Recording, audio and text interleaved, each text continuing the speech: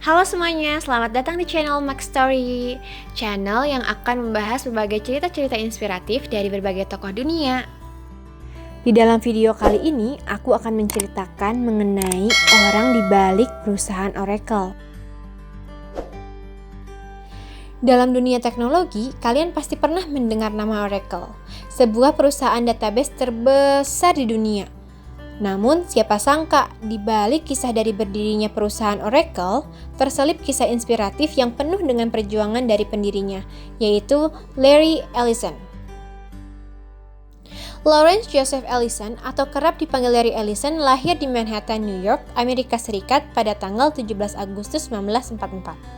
Sejak kecil kehidupannya bisa dikatakan jauh dari kata menyenangkan. Sebab ketika anak-anak seusianya di Amerika hidup dengan menyenangkan, namun tidak dengan Larry Ellison. Di usianya yang baru 9 bulan, ia sudah divonis radang paru-paru oleh dokter. Karena terhimpit masalah ekonomi, ibunda Larry akhirnya menyerahkan buah hatinya kepada paman dan bibinya Larry.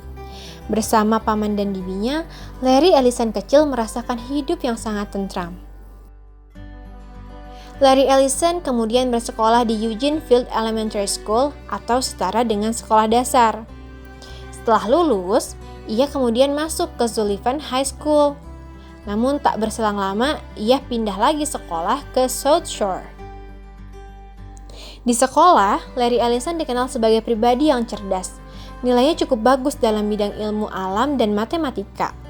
Tetapi semua perilakunya berubah ketika ia mengetahui bahwa orang yang mengasuhnya selama ini bukanlah orang tua kandungnya.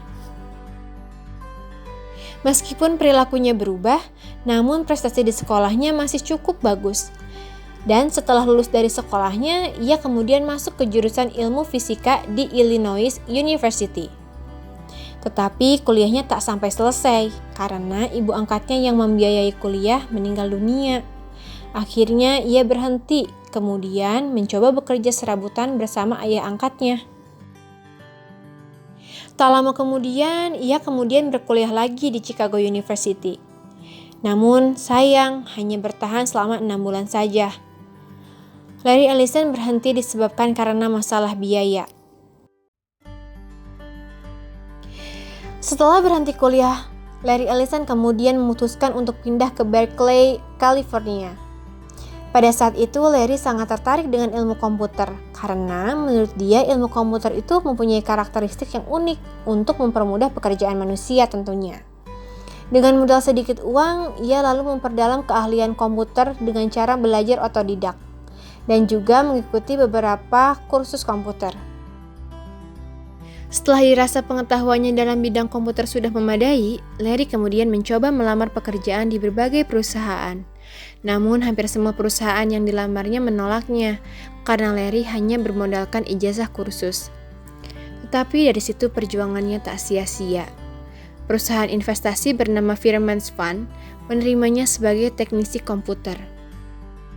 Kemudian ia memutuskan untuk berhenti dari perusahaan Fireman's Fund dan pindah kerja ke Bank Wells Fargo.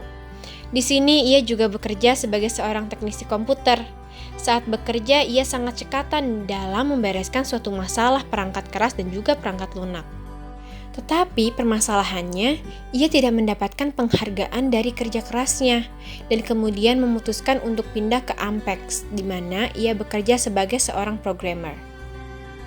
Dari Ampex inilah yang kemudian menginspirasi Larry Ellison mendirikan Oracle yang kelak menjadi perusahaan database terbesar di dunia. Di Ampex ini, Larry Ellison membaca sebuah tulisan mengenai teori database yang ditulis oleh Edgar F. Codd. Dari sinilah memunculkan ide Larry Ellison dalam membangun bisnis yang berkonsep Structured Query Language atau lebih dikenal dengan SQL, di mana proyek ini ia namakan dengan nama Oracle.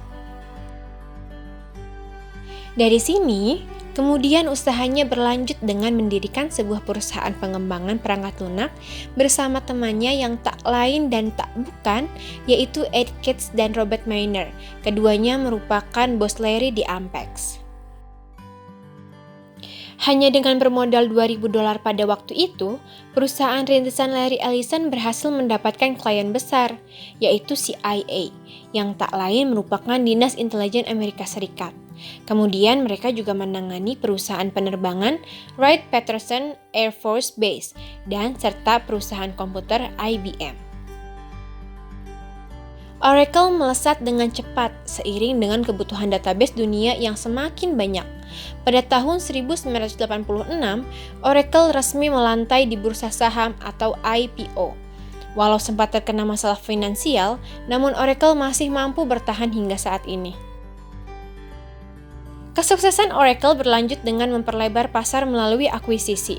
Beberapa di antaranya adalah PeopleSoft, Siebel System, dan juga Sun Microsystem. Selain itu, Oracle juga sukses membuat produk-produk ciptaan mereka meledak di pasaran. Di bawah pimpinan Larry Ellison, Oracle menjelma menjadi perusahaan raksasa yang menangani masalah database. Hampir semua data yang ada di dunia ini menggunakan produk-produk dari Oracle loh, seperti MySQL dan juga Java. Selain itu, produk-produk yang tak kalah mentereng seperti application server yaitu WebDB dan juga OES. Development tool seperti Oracle Developer dan juga Oracle Designer. Application suite seperti Oracle Apps, dan yang terakhir, Oracle Application Server. Dari kegigihan Larry Ellison, Oracle menjadi perusahaan terbesar kedua di dunia setelah Microsoft. Hal ini kemudian menjadikan Larry Ellison menjadi orang terkaya di dunia berkat Oracle. Di tahun 2014 saja, kekayaannya ditaksir sebesar 27 miliar dolar atau setara dengan 510 triliun menurut majalah Forbes, di mana ia termasuk dalam jajaran 10 besar orang terkaya di dunia. Sebelum video ini ditutup, aku akan mengutip dua perkataan Ellison yang dapat menggugah semangat kita, yaitu, "Great achievers are driven not so much by the pursuit of success, but by the fear of failure." Artinya, orang-orang yang berprestasi digerakkan bukan karena mengejar kesuksesan, tetapi karena takut akan kegagalan. Dan yang terakhir, "You have to believe in what you do in order to get what you want." Artinya, kamu harus percaya sama apa yang kamu lakukan untuk mendapat apa yang kamu inginkan. Sekian dulu video kali ini. Terima kasih buat teman-teman yang sudah menonton. Sampai jumpa di video berikutnya.